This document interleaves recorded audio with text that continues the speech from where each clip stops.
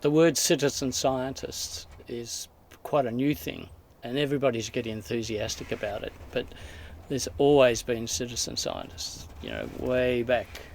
You think of Banks and Wallace and... They were often gentleman scientists. Gentleman They were scientists. self-funded. Yeah, or funded by rich people, if you like. Yeah. Nowadays, there's lots of retirees who get into citizen scientists, like most of the people here.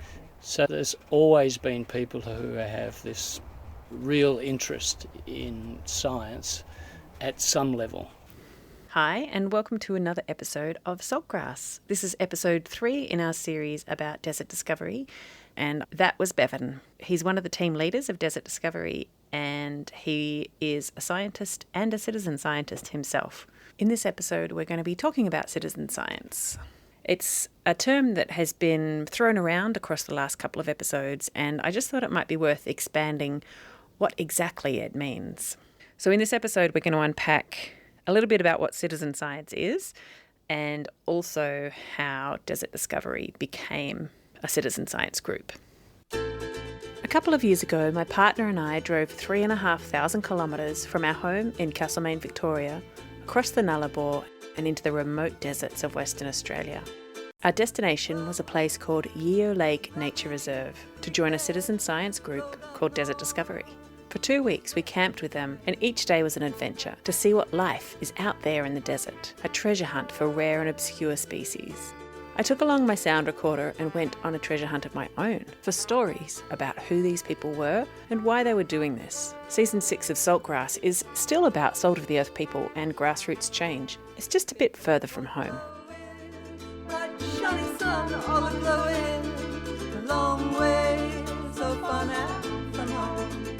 You can hear all episodes of Saltgrass on your podcast app or at saltgrasspodcast.com.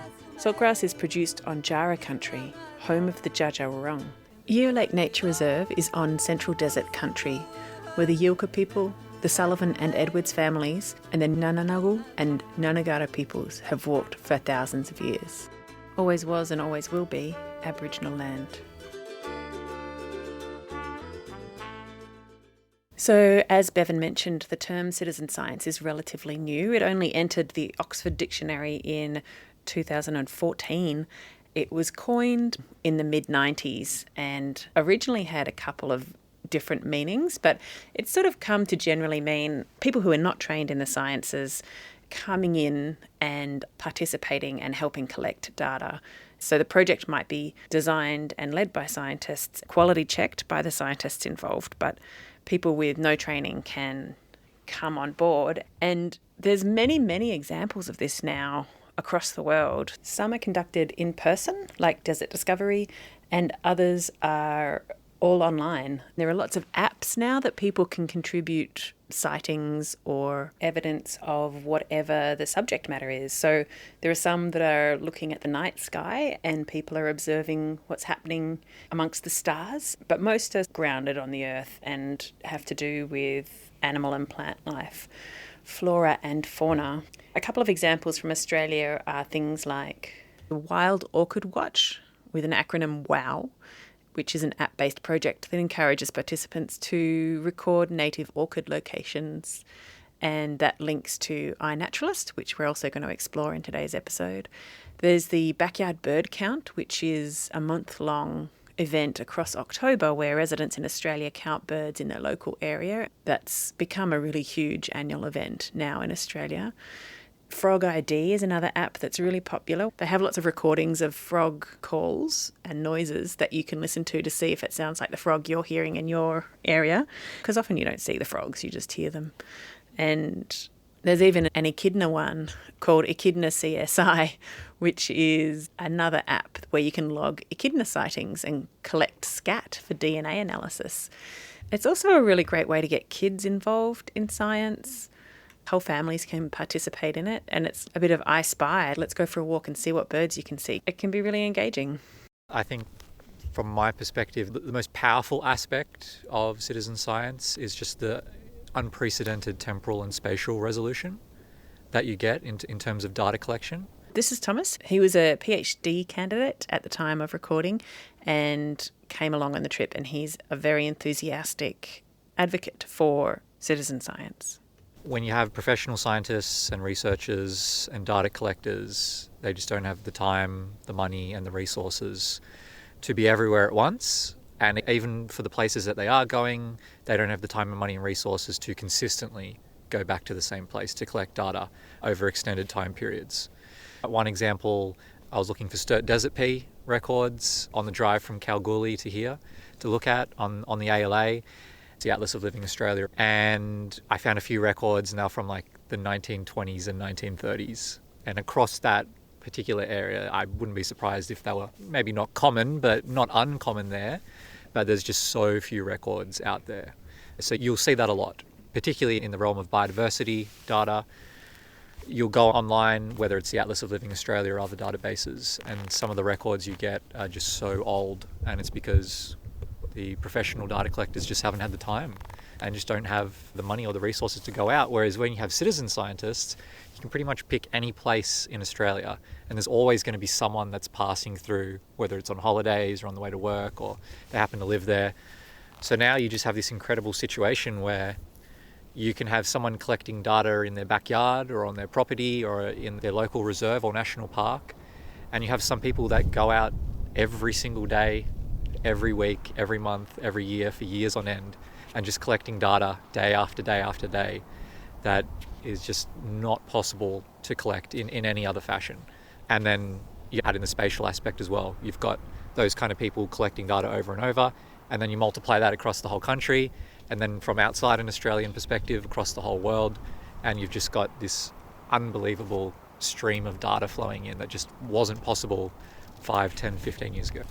Desert Discovery operates differently to how all these apps operate, but it is the same concept where people who are not trained in the sciences can participate in collecting useful data. You've already got an idea of that from our last episode with the botany team. Each episode, I'll be talking to a different team, and you will hear how they collect their data, how they make sure that it's useful, how to involve people who are not trained in the survey process, and then where that data goes at the end. So each team has a very different methodology and a different destination for their data as well.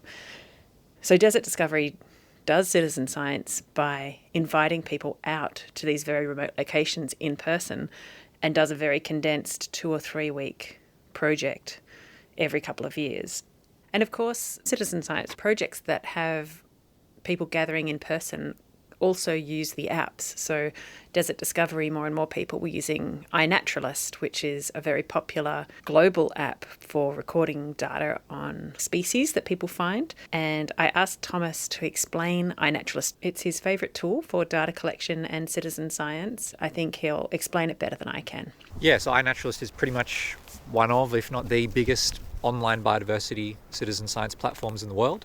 You basically go out and either take a photograph or a sound recording of any organism whatsoever, so no taxonomic restriction. You can even record bacteria and viruses and all kinds of wacky organisms if you like, and you upload them to the platform, and then either you identify them yourself if you already know what you saw, or you have the incredible community that is iNaturalist, the incredible global community. Come along, identify your observations for you. From there, once your observations are ID'd, that data gets exported to aggregating databases like the Atlas of Living Australia, or in a broader context, the Global Biodiversity Information Facility.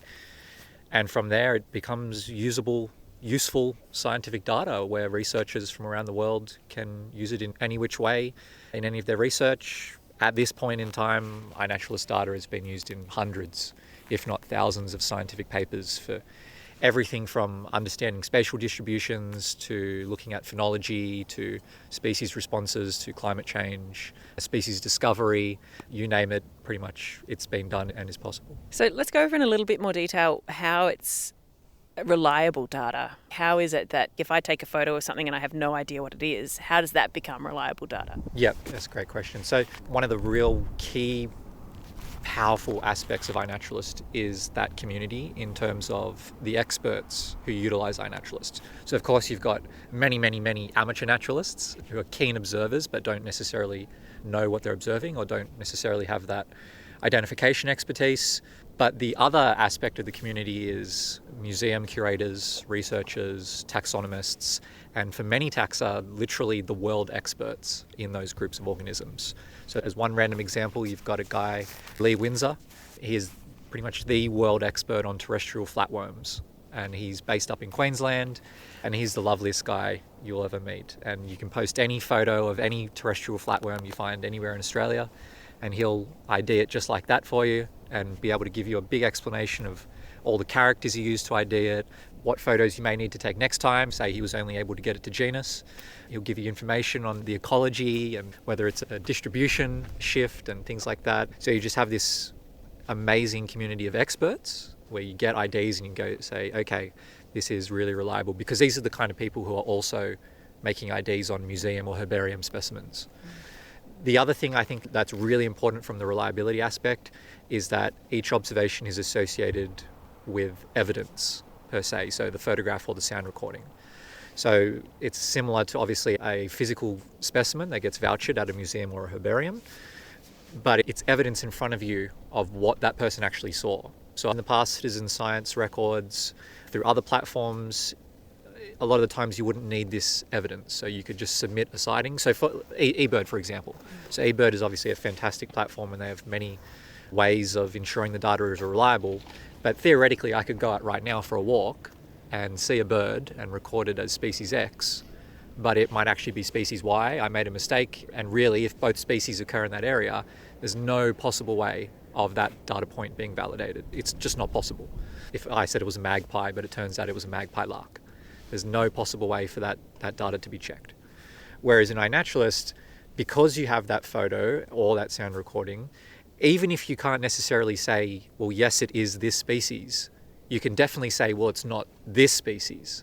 And so you at least have that degree of confidence that you can eliminate some things, and you can say, well, maybe I can't ID it to species, but I can ID it to genus or family, which in some contexts is still very useful data. So Bevan, who you heard at the top of the episode talking about gentlemen scientists, is the leader of the entomology team on Desert Discovery. That's the insects or invertebrates team. We're going to look at them next time in episode 4, and we'll get a bit more of Bevan's life story. But I just thought it was interesting to share a little bit here because it sort of describes the way citizen science can help grow you as someone who becomes more and more knowledgeable, and there's no barrier of entry to citizen science if you join projects that are guided and organised by scientific groups. But then hopefully it gives you a base of knowledge that can lead you to just start looking at the world in a new way on your own and pique your interest. Everybody can join in at some level. There's the people who have the expertise to really increase people's knowledge, but there's also people that just have a genuine interest in a particular area that are developing their knowledge. My botanical knowledge and my entomology knowledge started off at zero. I've learnt along the way. One of the things when you get to my age is that you learn that you can actually become an expert in just about any field. Because the process of learning is not actually about going to school. It's understanding that you can get that knowledge from other people and from books, and these days from the internet. So anybody with a passion can actually develop that to an extent that they can be equivalent to the real experts in the field.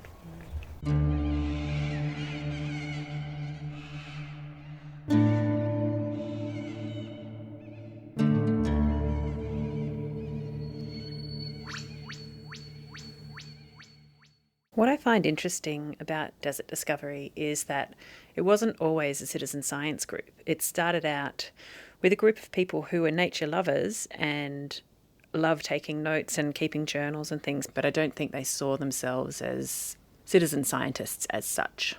Coincidentally, the group started around the same time the term citizen science was coined, which is in the mid-90s. If you look at the Desert Discovery website, they've got a page called Projects, and that lists all the projects that they've been on, and you can click through and see all of the individual reports. And it's really interesting because it gives you a real sense of how the group started and how it developed. I'll just do a brief summary of the origins of Desert Discovery. And then I've got a couple of interviews with people who were there in the early days, and hopefully you'll get a sense of how a group like this can grow and emerge as a citizen science group, even if it didn't start that way.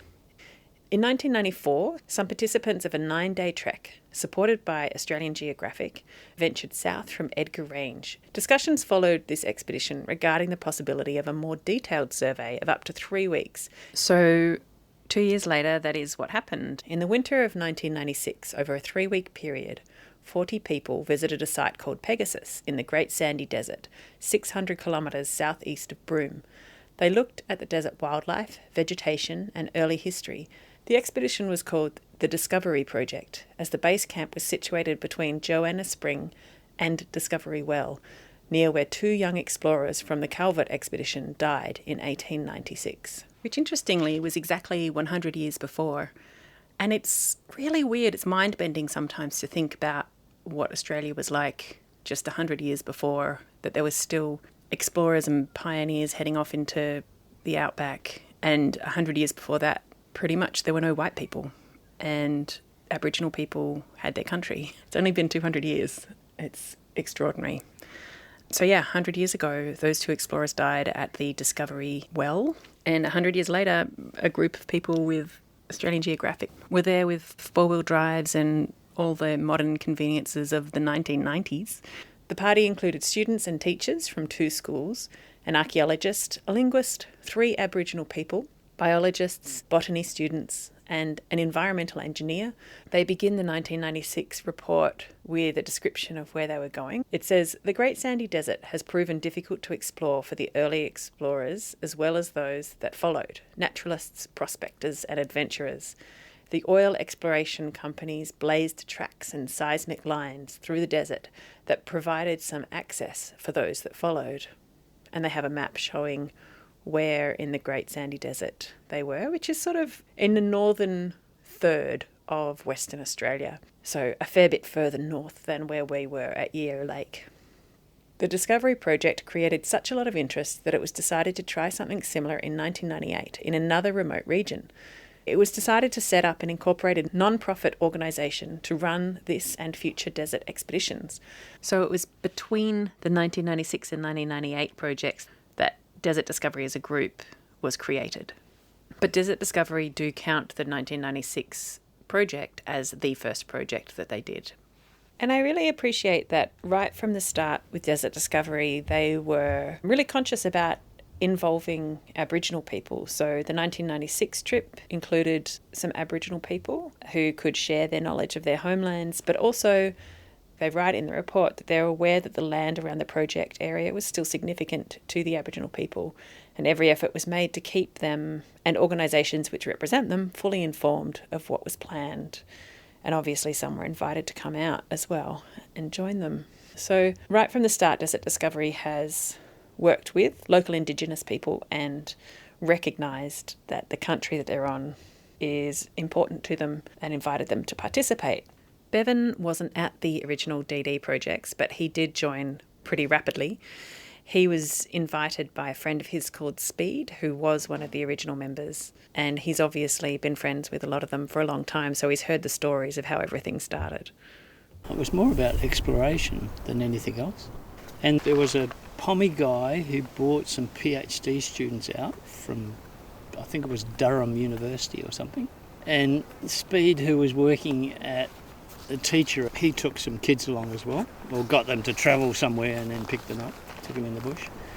And there were some Aboriginal people that took out as well, and plus a number of other people who came from various places. And they just went out to this particular place to find this spring. And I think they took some Aboriginals with them because they hadn't been out in that country for ages. They basically just wandered around for 2 weeks or so out there, making notes.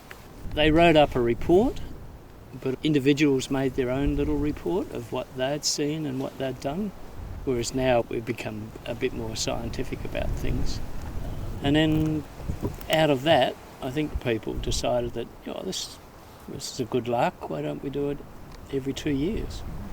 And so it's been running every second year since 96, somewhere around there. I've met a couple of the other guys And occasionally the original people get together and have a dinner somewhere. I heard that it was invite only. And because I had pretty good knowledge of the botany out in the desert, so I managed to weasel my way into a team for a couple of years. My first one was Kirakura to Balgo, which is at the bottom, the eastern end of the Great Sandy Desert. That was fantastic, actually. Fantastic. The scenery had a reasonable amount of rain through there, so we collected a bootload of samples. And the guys found bilbies up there and stuff. And a few years ago it was a little bit like that. Bring your mates along, and if you turned out okay, DD would ask you to be a member. I mean, it's still a little bit like that, because you don't want people coming out here and just being yahoos, because we do a reasonable amount of work with the local Aboriginal community and we want to stay on their side. People do get a little bit vetted, if you like. I think it's probably going to open up a little bit more now. As the whole DD becomes more like a citizen scientist thing, rather than just people who like going out in the bush and seeing what's there. Another couple of people who were really early Desert Discovery members were Andreas and Christine. And I didn't actually meet them till near the end of the trip. And I don't know how they kept so far under my radar, but they spent most of their time with the Tracks and Scats team, and I didn't walk with them until near the end of the trip. Andreas and Christine are really interesting people. They're a Swiss couple, and they have been almost religiously coming every 2 years to every project for decades. We're going to have a bit of a life story and exploration of these two in another episode as well. But for the minute, I'm going to share what their experience of an early desert discovery was like.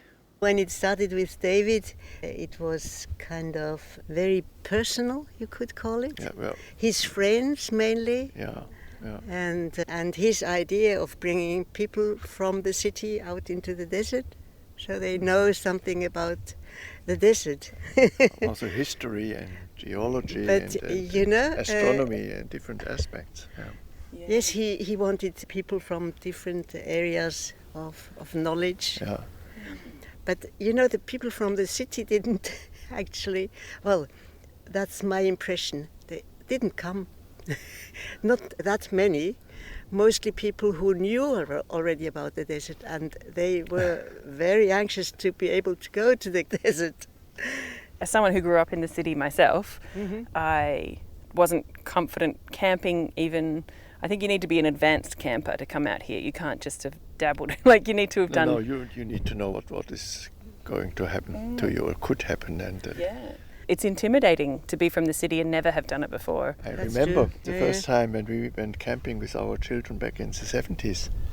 We were a little bit afraid of snakes and tried to hide when we were in the outback, because we thought there might be somebody that might come and kill us. We heard about the murders Oh, yes. that were going on, Germans killing other people, and Yes, it's that's totally right. different now. Oh, even because we didn't know about camels. Yeah. One evening late, a camel just came along, not far from us, Maybe 20, but we 30 couldn't meters. see it. And all of a sudden we heard this gurgling noise, and it was very loud. We didn't know what it is. It didn't have any idea what it was. So this was kind of scaring.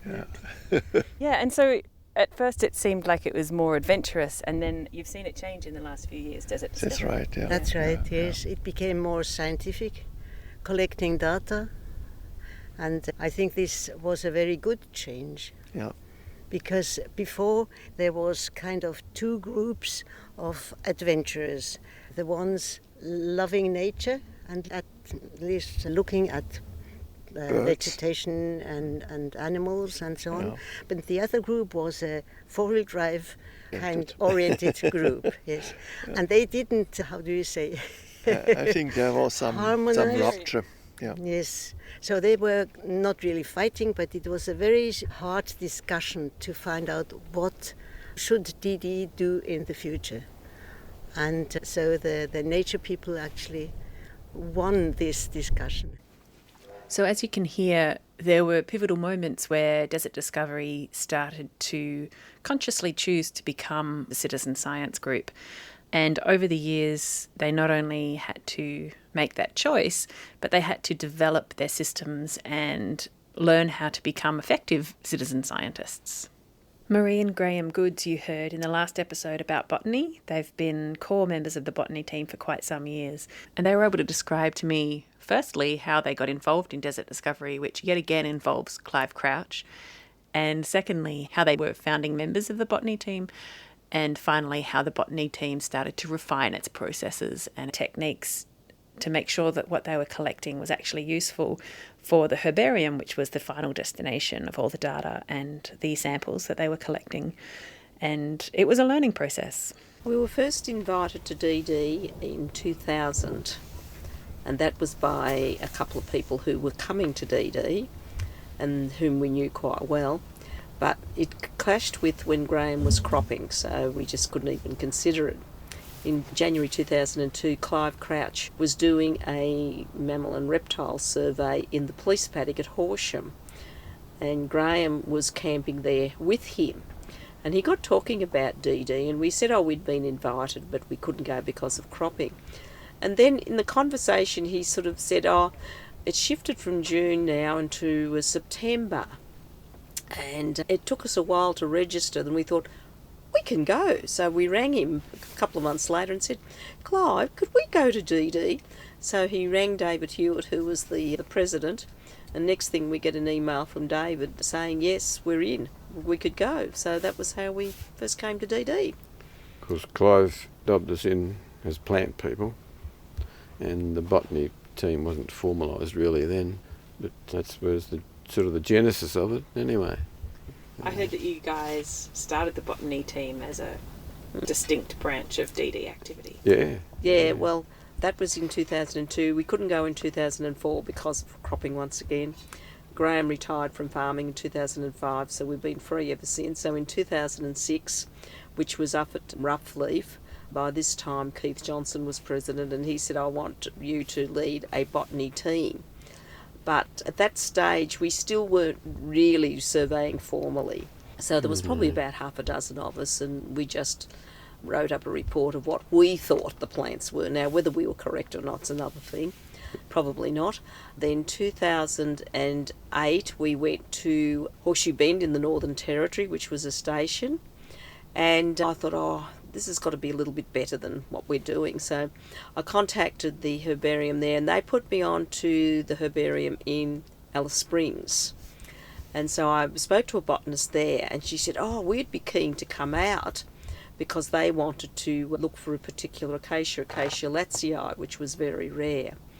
So she helped me get a permit, and so we actually did do some collecting for that, and they were sent to the Darwin Herbarium. And the two botanists came out, and we travelled with them, and we found several more plants of acacia latzii. So that was very exciting and extended the range of that. Then 2010, which was Sykes Bluff on the Connie Sue Highway in Western Australia. Once again, I thought, this has got to be better still yet. And we were working with Calm that time, and so I spoke to Calm, the lass there, and she said, yes, get your permit, so which I did, and we did surveying more professionally than what we had done in the past, but we still weren't quite up to scratch. So gradually improving each time. Yes, gradually improving. And we sort of fell into this because well before we knew about desert discovery, we'd been lovers of Australian plants, and we're long-standing members of the Australian Plant Society, and we've got a local group. So whenever we went out, even locally in the bush, we'd be looking and photographing and collecting bits and pieces. It came to us naturally. We just weren't as professional as perhaps the herbarium required. And then the 2012, the Rawlinson Range one, I decided I was going to ring the Western Australian Herbarium direct. And the timing was perfect because at that stage their funding had been cut. They could no longer afford to send botanists out. And they said, we've been looking at finding a group of people who would do citizen science in surveying for us. So they gave us a document, a very simple document on how to collect and all of, the data that was to be collected. They provided the books, they provided the presses, they provided the paper, they provided everything. And so we were up and running, and it was such a success that that has continued since. And so when you said CALM before, that then became parks, and that's now DBCA. DBCA, yes, that's correct. Yes. Yeah. And I imagine it's very satisfying for you to know that what you're collecting is actually really being useful, adding to some body of knowledge. Oh, it is, because we've increased the range of several species. I think there's been 1 or 2 new ones found in that collecting.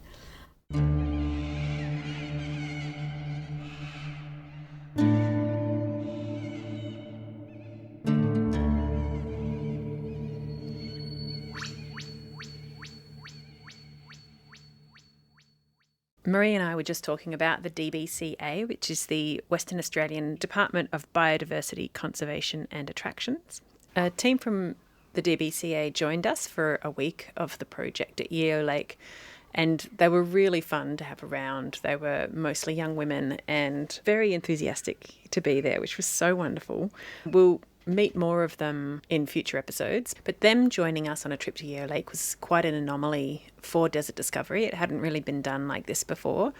Most trips into the desert were done with consultation and permission from the traditional owners, and they were often on the lands of the traditional owners, which is quite restricted. So you do need to go through proper protocol and processes to get permission to be on their country. And that also means that often those bits of country haven't been surveyed in the Western scientific method for a long time, if ever. But this trip was a bit different because of the pandemic. There were a lot of vulnerable people in Aboriginal communities, and they had decided broadly not to interact too much with other people until they felt like the pandemic had eased. So the 2022 project was organised with the DBCA. It turns out they were really excited to work with Desert Discovery, and the citizen science efforts were really helpful for them because often their staff are thinly stretched over the vast landscape that is Western Australia. It might be useful for me to spend just a minute explaining just how large Western Australia is. It's 2.5 million square kilometres, or 975,000 square miles, if miles is your jam. It's the second largest subdivision of a country in the world. It's really the whole western side of Australia. It stretches from like the tropics up in the north where the Kimberley is, and all the way down through all the deserts and down into climates much like Victoria, which is really temperate and quite cold. And the ocean at the bottom of Western Australia looks directly out over many, many miles of ocean to Antarctica.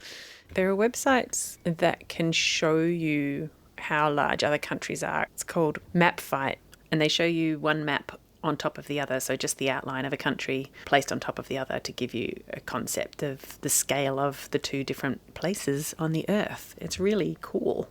And for countries that have big states and territories, they do separate those out, so you can just choose Western Australia and compare it to anywhere in the world. So on the MapFight website, it says that Spain is 1/5 of the size of Western Australia. The Ukraine is about 1/4 of the size of Western Australia. The Nordic countries combined are about half the size of Western Australia. Afghanistan is 1/4 of the size of Western Australia. Morocco is about 1/5 of the size of Western Australia, so 5 Moroccos would fit into Western Australia. Chad is about half the size of Western Australia. It's 10 times the size of Wyoming in the US. Texas is only about 1/3 of the size of Western Australia, so you could fit 3 Texases into Western Australia. Ecuador would fit into Western Australia 10 times. Chile is 1/3 of the size of Western Australia. Western Australia is about the size of 1/4 of Canada.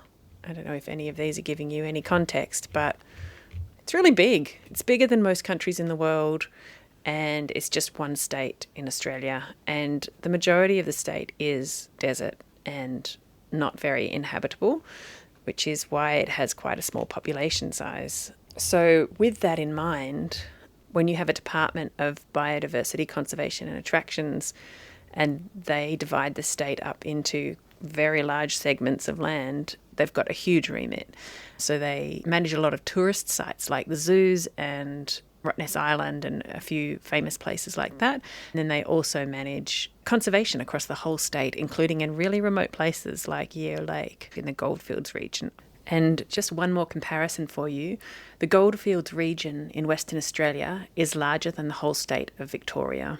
It's 955,000 square kilometres, almost 1 million square kilometres just in the Goldfields region. Yeo Lake is near the top of the Goldfields region, and it reaches all the way down to the coast of the southern part of the state. So the Great Australian Bight and the Nullarbor, where we were driving when we first arrived in the state. So this is Catherine talking about how Desert Discovery got in touch with the DBCA once they realised that the traditional owners were not open to having visitors during the pandemic, which was completely understandable. And so Desert Discovery was starting to try and find other means of accessing country and finding places that they could do some citizen science in a meaningful way.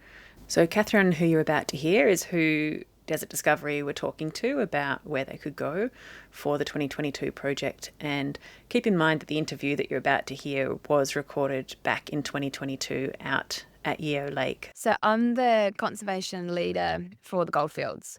I've been in the role for coming up 2 years, and I've been in the Goldfields for 7 years. So my role in the regional leader role is that strategic planning for conservation on the ground, putting those big departmental priorities are conserving and what species are priorities and all that sort of stuff, and putting that into what we can do on the ground and out in the reserves and with our teams. They got in contact with me being like, do you have any reserves that you want a project like DD, this flora, fauna, everything in between project happening? I was like, yes. That's one thing that we work on a lot in the Goldfields, because we're such a massive area. We often have not expertise across the whole area. So we lack that and resources.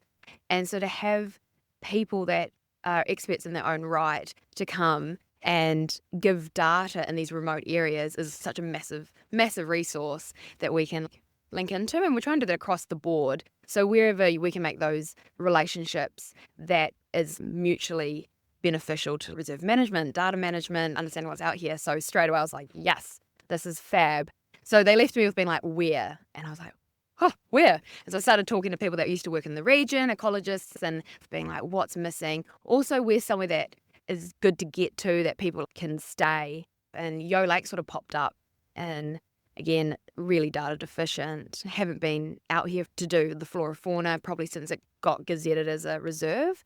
So it just had a lot of gaps. So, yep, Yeo Lake popped out, and yeah, here we are, I guess. So that was the start. And then I think it was, I don't even know, a year or so of back to forward and all that sort of stuff of getting things together. The gaps in the knowledge is something that's really interesting to me, because I think that's part of why you're valuing Desert Discovery coming out here. And I know we were looking at potential bilby sites today, and that was very exciting because there's not been any records of bilbies this far south since the 80s, for example.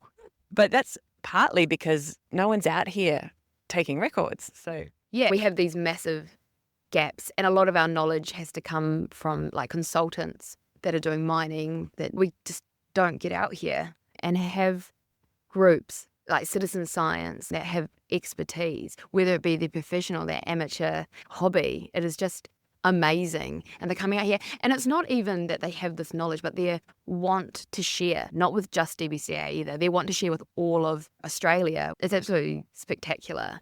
And you know, the next question is like, where to next?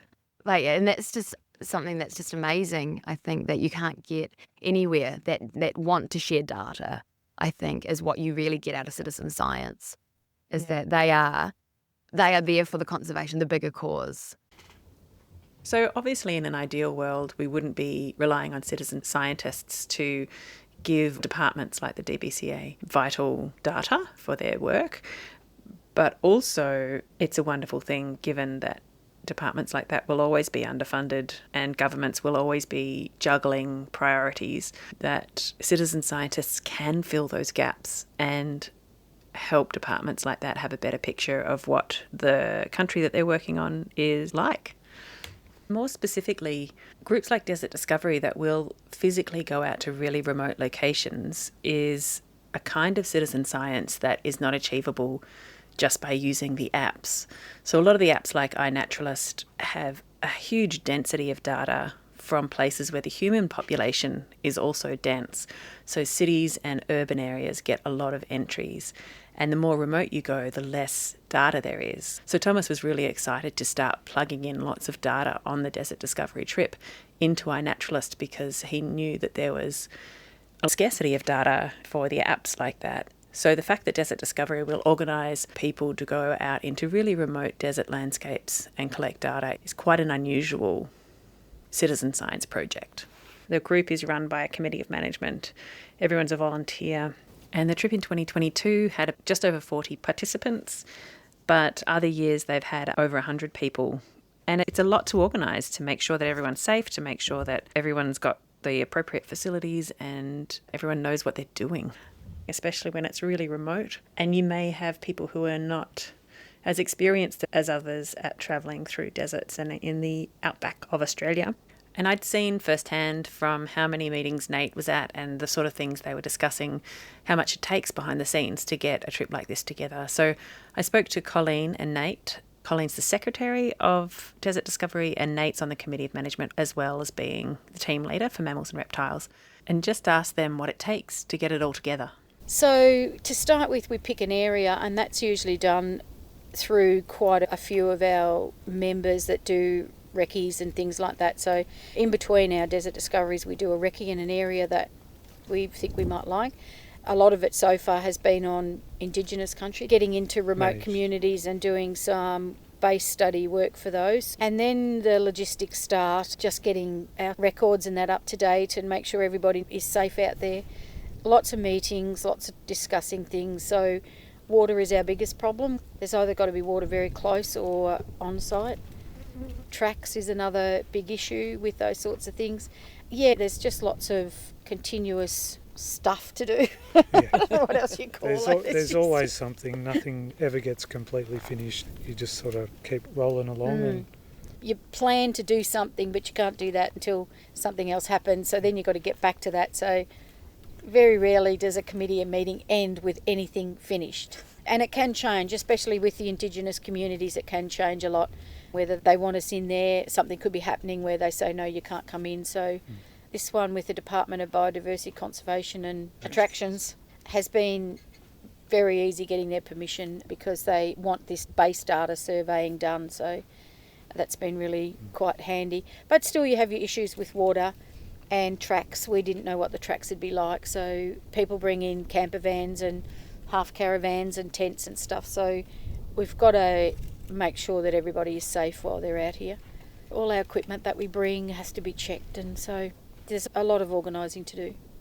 We only have 44 participants here, so a smaller group than normal. What's a normal size? Around 60, I suppose. There's been as many as 120, I think, but that was quite a few years ago. That's a long time ago, yeah. This group's a nice size group. Yeah. This is manageable. And each team has their own team leader, which then is responsible for the participants in their team. So they do all the logistics and stuff like that to get them here. Permits. So permits, that takes the pressure off the committee, so that sort of just spreads the workload. Botany and mammals and reptiles and entomology all have to have individual permits from the Western Australian Government to actually check for little animals and reptiles and handle them, and for botany to pick plants and for entomology to collect bugs. That's about it. And that's a big job that they have to do to get those permits. So after hearing all that, I just thought it would be good to get a sense of why they think it's worth it.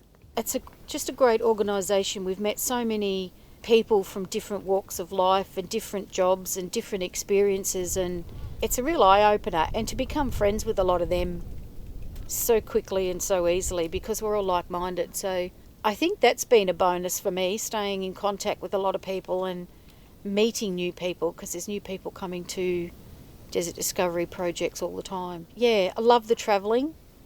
Just coming to Western Australia so often is getting expensive. So another of our roles, I suppose, is to be looking for contacts to get into Northern Territory and South Australia and try and get some desert discoveries happening in there. So always on the lookout, always asking, always trying to meet people and find some different areas to get into. I think that's the best for me. I just love the socialising. I love the campfires. I love hearing what people find, what they do all day, and yeah, I think that's the most I like about it. Well, coming on a DD project provides a really unique experience. Like, you get to some of the most remote parts of Australia that only a handful of people get to do. I know this is a public road and a public park, but not that many people really come here. We had like 10 cars pull up this morning. We did, with a bunch of people, but they only stayed 10 minutes. Tag along. Exactly. And then they left. And they drive at speed. Other than that, I think we've seen, 3 other cars? The Something like motorbike that. group. And the motorbike group. But they're on the Anberdell Highway for a destination. Yes. They're not here to look and enjoy it and to know what's here like we are. They're here to go from Laverton through to the Stewart Highway and not see much in between, but they've done the road. Yep. So, They I think tick the boxes. And yeah, that's it. and that's where Desert Discovery gives us the opportunity of Yeah. being in these very remote places, and especially going into communities. You know, a lot of people just pass by and don't know what's in there, who's in there, how important those people are that live in communities with looking after the land, and sharing their knowledge with us is a huge excitement for me. They're just so knowledgeable. And on the whole, very welcoming and very sharing, because you're interested in their country and them, which most Australians aren't, really, sadly. Yeah. And that's something else DD provides, is that ability to really know an area well. And if you came here by yourself, you could probably get a similar knowledge, but the people here just give you that X factor. So everyone's so nice and so knowledgeable. We wouldn't learn much about the plants or the insects or the fungi had not all those experts been here. So, and to be able to accumulate a group of citizen scientists that have so much expertise between them all, it's just amazing what you learn, and be amazed at what they know. And I think around the campfires and having people talk about their experiences and get to know where they've been and what they've done. Otherwise you just look at people and go, hi, how you going? But to get to know them and what they've done is sometimes amazing, that what jobs they've done and where they've been, and it's really good. I still feel a novice because I haven't been to half the places they've been. Yeah. But it's good fun, and everyone's so nice.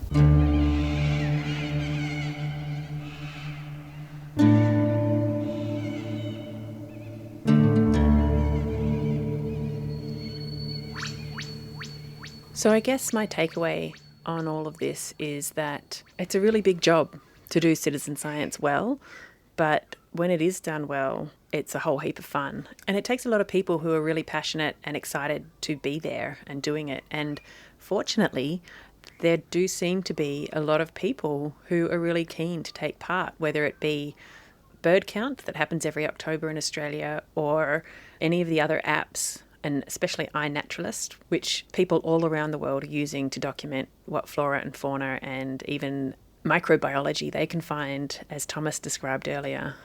I guess, not to get too sappy here, but I feel like it's a real sign of how many people really love interacting with the natural world and value what they're seeing and finding there. They take great meaning from participating in nature and recognizing that humans now dominate the planet.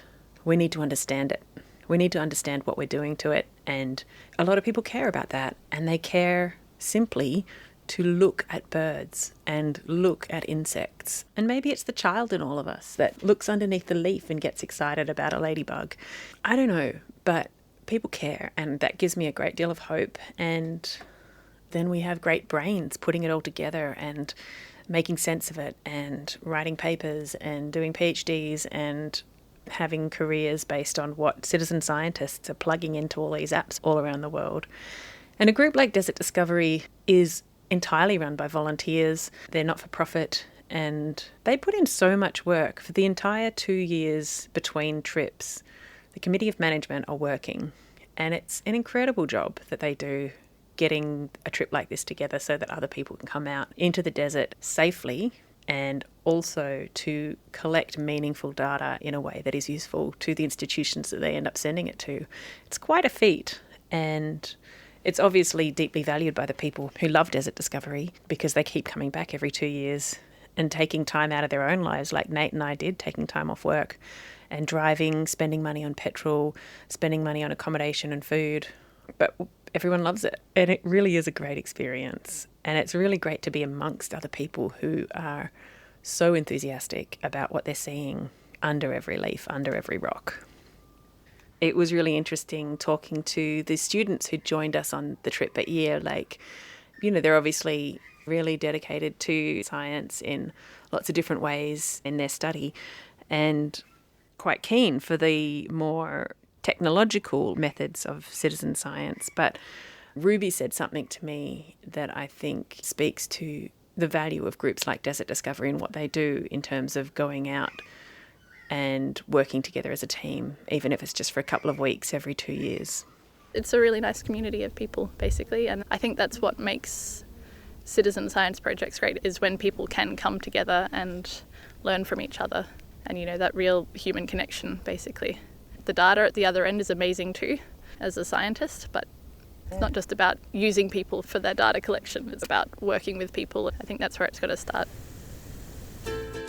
I hope you enjoyed this episode. Links and notes about the show are on the episode page on the Saltgrass website, saltgrasspodcast.com. Don't forget to get your Saltgrass ethical t-shirts, tracksuit pants and hoodies. And there's a new range created specifically for this season with lots of designs based around the animals and plants that were found out on this desert discovery trip. There's a link for the merch front and centre on the Saltgrass website. Again, that's saltgrasspodcast.com. Or go to the merch page on the website and see the full range of Saltgrass gear. For those of you listening on the radio, please note that you can listen to all episodes of Saltgrass on your preferred podcasting app or at saltgrasspodcast.com. You can follow us on the socials, and you can subscribe to our email list to get reminders and updates about the show. The music this season is from a song called Great Divide by the Split Peas.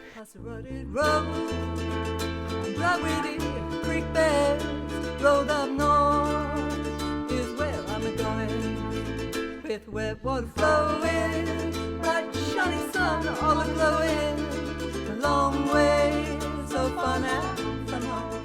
This program was made possible with support from Main FM and the Community Broadcasting Foundation. Find out more at cbf.org.au. My name is Ali Hanley. Thanks for listening.